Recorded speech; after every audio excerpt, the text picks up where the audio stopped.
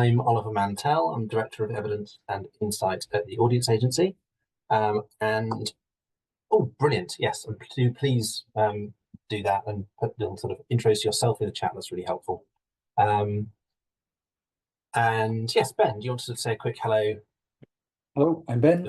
I'm Head of Scotland for the Audience Agency, and I've previously worked in theatres and producing arts. So hope the touring is of interest to me. I'll be trying to respond to this today.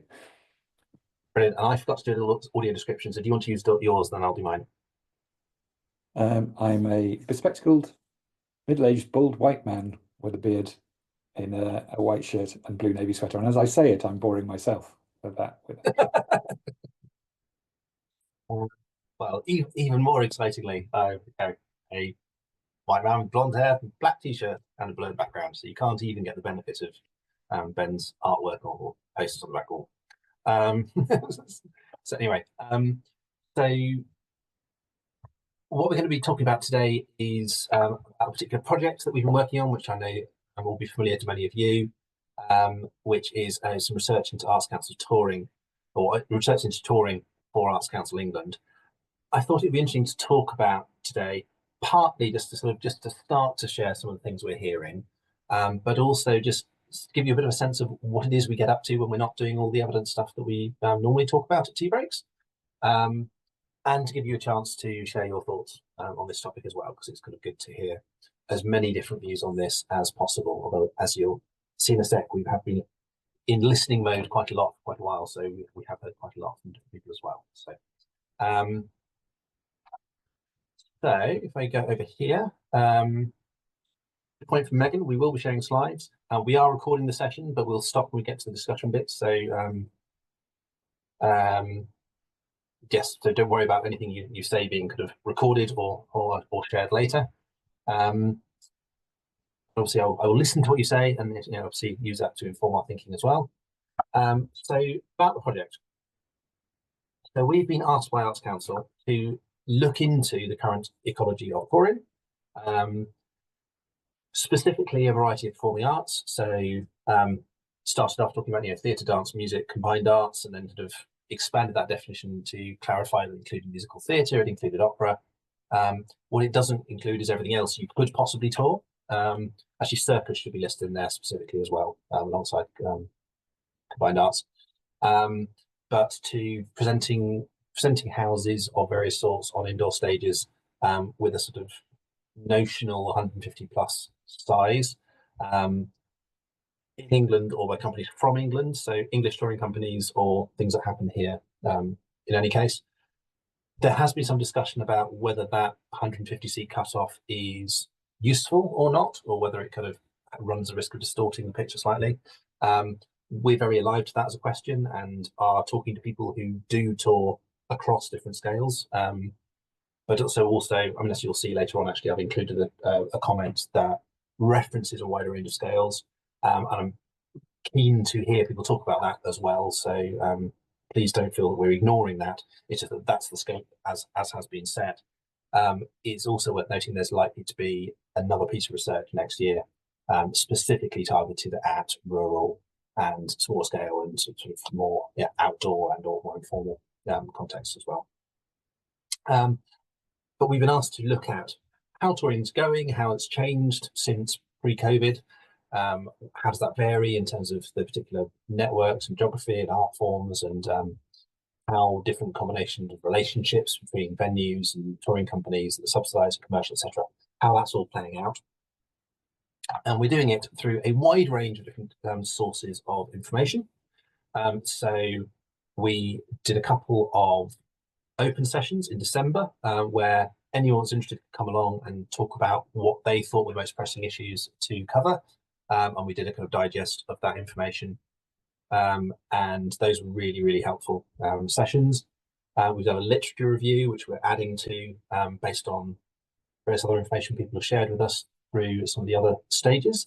We've done a survey, which I'll talk a bit more about today, where we just get asked a very few simple questions about how's touring going, is it more or less difficult than it was, broadly speaking, who's responding, and then some open questions so people can comment, and we'll talk about some of those, coupled with a variety of other analysis. So lots of quantitative analysis about finances, about what's being programmed where, about funding, actually some look at audiences as well. Focus groups, we've done, I think as of this morning, 10 out of 12 focus groups. So speaking with eventually best part of 100 different people of various different types of organizations. We'll be doing case studies, and then another public session to go, here's what we think we've heard, what do you think? And then finally the reporting due for the end of May. So loads of information we've been gathering in. To give you a bit of a flavour of that, the open sessions, we've ended up with a kind of 80-page transcript of quotes of what people have said. The literature review, we've had dozens of recommendations of things going to there. We've had 250 odd surveys, which is, I think, more than I expected initially. But if you look at the comments of those, it's about 43,000 words of comments. So like, if you get a huge, rich resource of input from there. Hundreds of organizations and financial data, thousands or tens of thousands of events, etc. So loads of information we're trying to synthesize in one go. I'm not going to try and do that in this session because it would just be too much for a short conversation, and we're still very much in listening mode. So instead, I'm just going to talk strictly about the survey, a couple of very particular data points, to give you a bit of an illustration of how we're looking at and what some of the comments are saying, and then really to open it out to Ben, open it out to you to then talk a little bit more about some of your thoughts and your other things you want to say on the topic, really. So as I said, it's a very simple quantitative survey.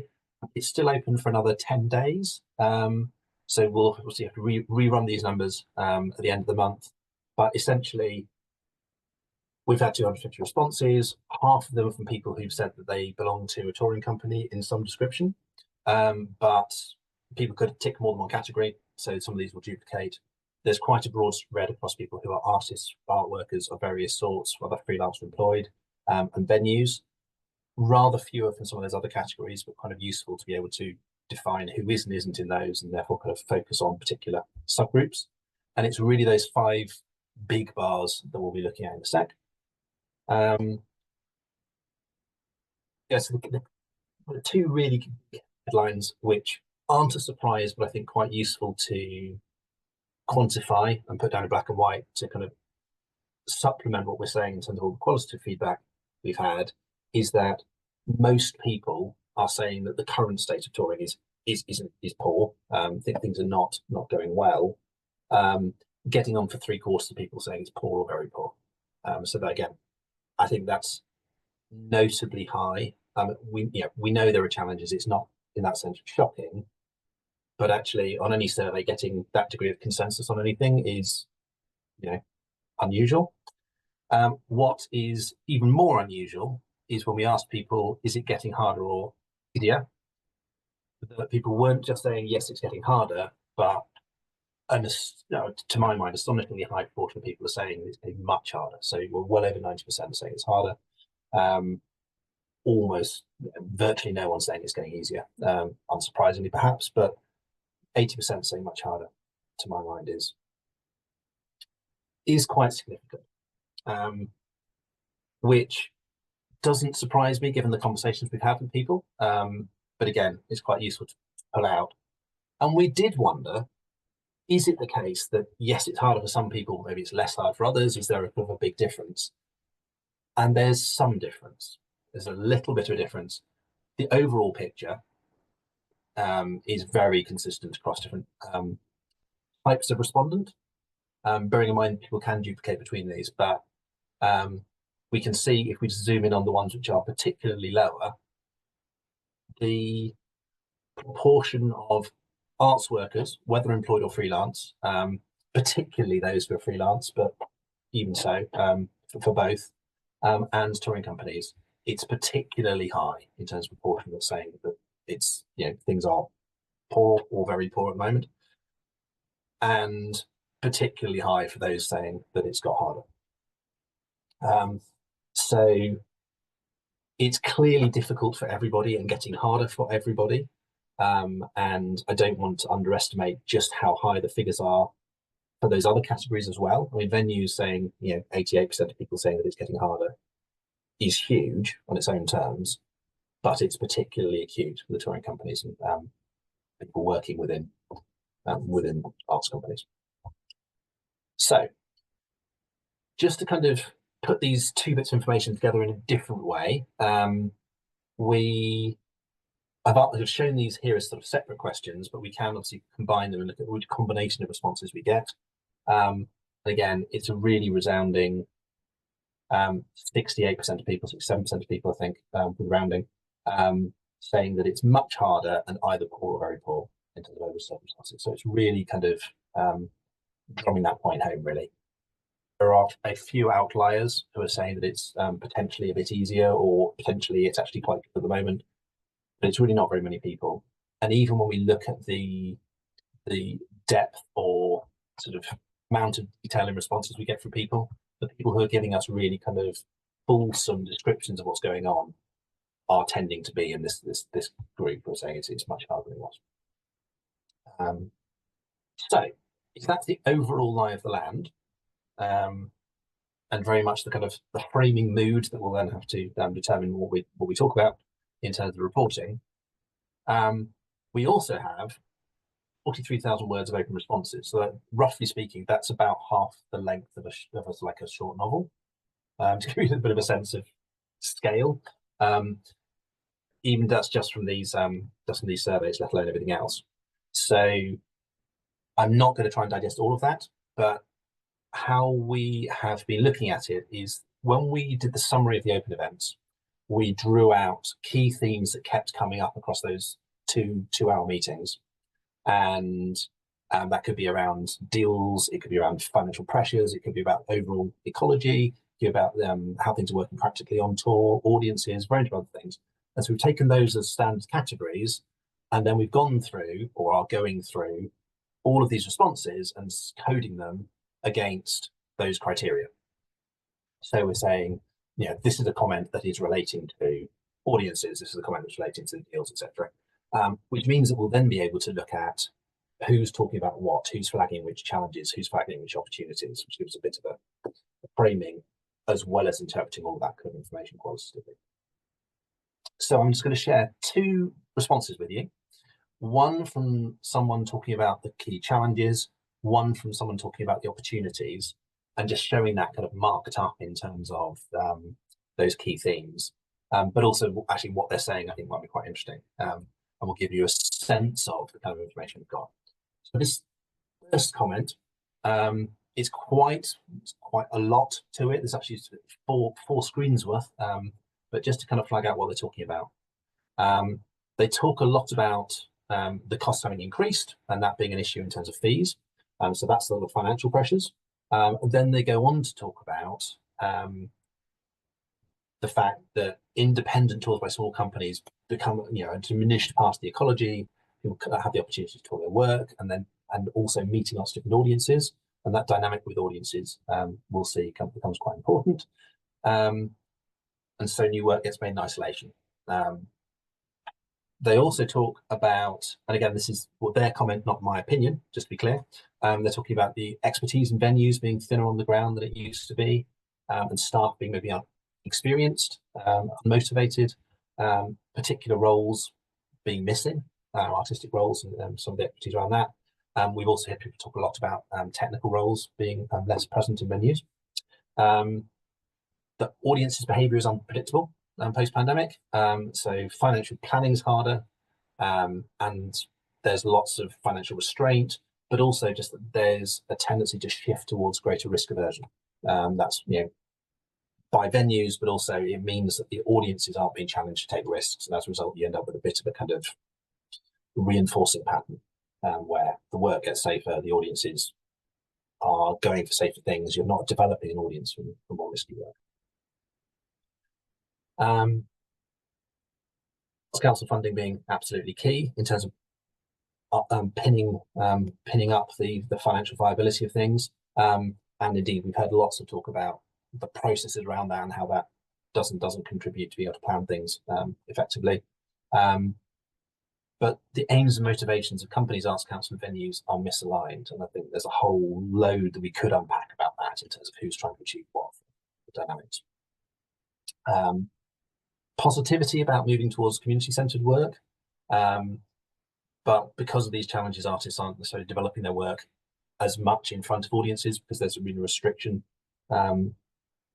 around the ability to program things and get things out there, and saying the expertise to deliver the work is lacking, and there's been a bit of a shift away from purely artistic criteria in terms of what ends up in front of an audience. I think that's partly the role of funding and or the kind of pragmatics of being able to put things in as and when. And finally, something which we've heard in lots of different ways in different contexts about the pressures being put on artists.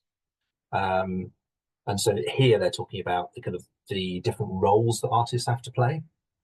So they're having to market, build audiences, do social engagement, workshops, community focus, as well as then obviously doing the artistic work. We've also heard lots in other contexts about issues around digs, around racism, around financial risk and all sorts for artists. But in this context, that's what they're flagging. They're saying innovation is sorely lacking and the work is made poorer as a result, which is a strong view. It's not one I'm holding up and endorsing. I'm just saying that is something that someone has said. And therefore new audiences are lacking as the work has stagnated and not high enough quality, which again is a challenging assertion. But you can see that within this one person's response, so out of that 250, one person that they're still hitting 7 different themes of key issues, and you can see there's clear patterns and relationships between the themes. Financial pressure changes programming, changes risk, changes which audiences go, which changes the financial situation, and so forth. Cycles. So that's an example in terms of the challenges, and then just to look at a shorter one, you may be pleased to hear, in terms of opportunities. Because we have been trying throughout to get people to suggest what might help, what might work, what could be different. And so here they flagged particularly in several different places the importance of partnerships and partnership working and collaboration as a route through. So there's opportunity for more venue networking and touring initiatives, and more active engagement with artists and touring companies. They talk about more support for rural touring, which obviously is slightly outside the explicit scope of this, but I think is part of that same dynamic for how do we make it more possible to get more work out of the road more regularly. And so venues talking more and supporting artists as part of that process and developing relationships. But again, some of the flip sides of some of these issues we've already talked about also come out. So there's a need for more risk taking, getting out of the safety zone, more tour bookers. So that's a particular, if you like, people gap or resource gap. Often that's around technical staff is really flagged.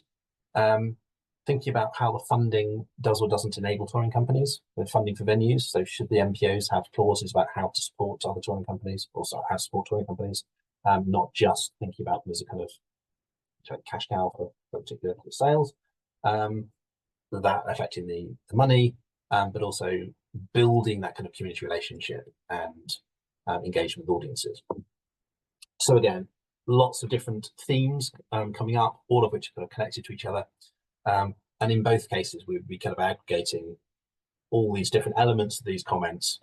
So then when we're looking at what people have said across all the focus groups, or they've said in the open meetings and various other things, we can pull together, here are all the things people are saying about deals and partnerships, here are all the things people are saying about personnel, people, and so forth.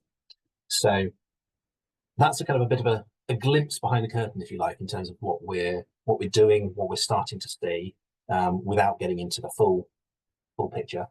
I'll hand over to Ben just to give an initial response, but then I'd be really interested to hear your comments, either in relation to this, maybe some of the things you've seen said and what you think of them, or anything else you want to say in relation to touring. So over to you, Ben. You're on mute.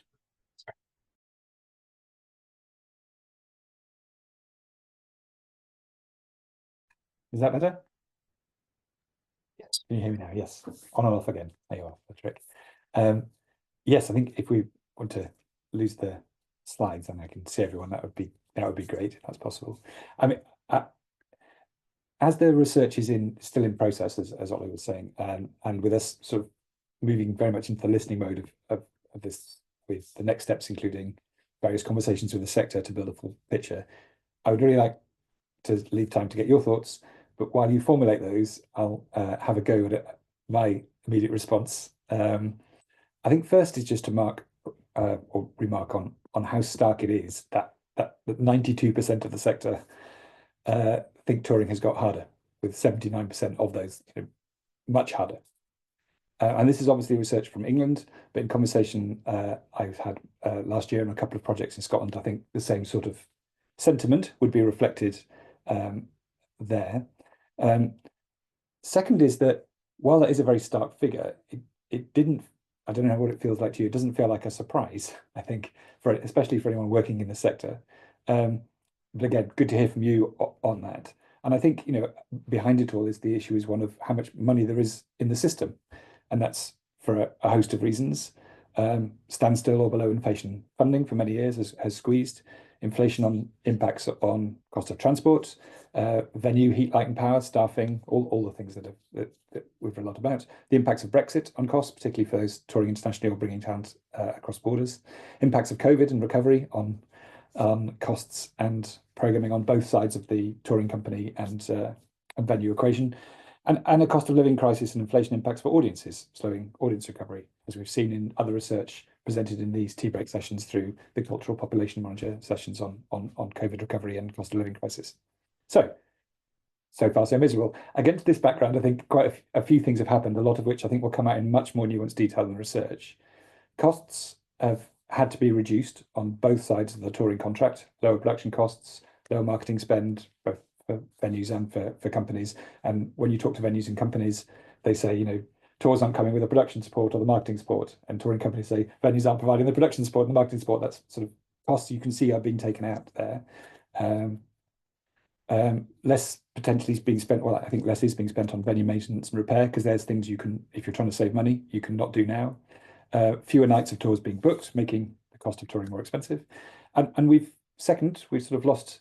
So costs have been reduced in all sorts of areas, causing all sorts of problems. And I think there's a really interesting picture will emerge from some of the conversations, this research. Then we've lost talent to sectors that can pay.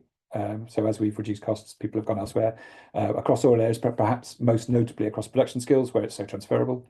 And we've also seen, as a result, margins for taking risk become tighter and programming more risk averse, which is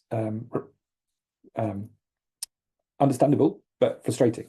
So my third reflection is a key concern I have that would be interesting to hear your thoughts on, and that there is a risk of a downward spiral in this, by which I mean programmers, for very understandable budget pressure reasons, have to take less risk to balance books. So there's less new work. Broadly speaking, there are as many shows roughly now in venues as there were before the pandemic in terms of performances, but there's quite a bit of evidence. I think there's been some swing towards the more commercial musicals, tribute acts, post-pandemic, where audience income is more reliable, the cost of the show is low compared to potential profits. There's also been a move that's allied to that risk aversion to program fewer nights, which increases costs of presenting for most touring companies across the art forms we're discussing here anyway, and spending less on marketing to promote them, as venue resources are necessarily focused on income generating opportunities. They put the money where they can make the money, and touring companies have less of their own to invest in marketing. This means that some art forms and types of work, there is less for audiences to see. So less opportunity to develop audiences, less being spent in some cases on marketing to those audiences, then lower audience numbers for the work that then does tour, which increases the risk profile. So next year, when the venue's looking to book take work in the future, they program less of that work, which leads to a reduction in the availability for audiences to see it and a reduction in audiences. And that's the worry of the spiral. And it'd be good to hear your thoughts, but on that. But that's, I think, the concern. I think, as Ollie was saying, we were chatting before, scaling down the model to shrink costs, which is kind of what we've been doing for a long time, doesn't work, or certainly at the limits of working. It may work at the when you're doing initial scaling down, but when you're at this level, it doesn't. There's not enough work in each art form to sustain interest and build audiences. Okay, so when you shrink it down to a certain level to cut costs, it becomes unsustainable. That's the sort of spiraling concern. Anyway, I thought before I hand it over for a chat, I'd try and end a bit more optimistically, and then as I jotted down my optimistic thoughts, realised they weren't that optimistic, but I'll give it a go. More funding is obviously hopefully part of the solution, and speaking from Scotland, we've recently seen that come in with a number of new funded touring organisations and more funding for venues. And this comes on stream in April, so we haven't seen the impacts of that, but I think it certainly feels more positive than the sentiment reflected in this survey. Second, refinancing the system, if it's not going to come through funding, the only other place it can really come from is audiences. And that we've seen some positive here, and there are examples of shows and companies outperforming pre-COVID levels. I mean, COVID recovery and impacts of the cost of living crisis are things we've looked at in more detail in previous sessions, which are available online. So, and undoubtedly over the last 2 years, these have been getting better, but from a very low base of everything being shut. So while there's been an improvement, that improvement, I think, last time we discussed this, has been sort of leveling off slightly below pre-pandemic levels, certainly for a lot of art forms. But so this has to be part of the solution. Audiences have to come back in. But I personally think this is only likely to come alongside funding to de-risk the recovery, to allow people to take risk and build audiences back up. And the third area, which is of interest, which came up in those comments at the end there, is the reduction of costs. But cutting back feels like it's already problematic. There's been too much of it. So where things feel optimistic here is where there are opportunities to do this through, as that comment was saying, more collaborations and networks in making and touring and audience development, collaborative work. So we're sharing one set of costs rather than each funding those costs. And again, I think this is the only a part of the solution, and one that is perhaps most interesting purely because it's most actionable and within our grasp as a sector to take forward ourselves. But I don't think it'll work on its own. And there are lots of conversations about the best way to do this, which I think there are models out there, what works for different art forms, different scales, different regions.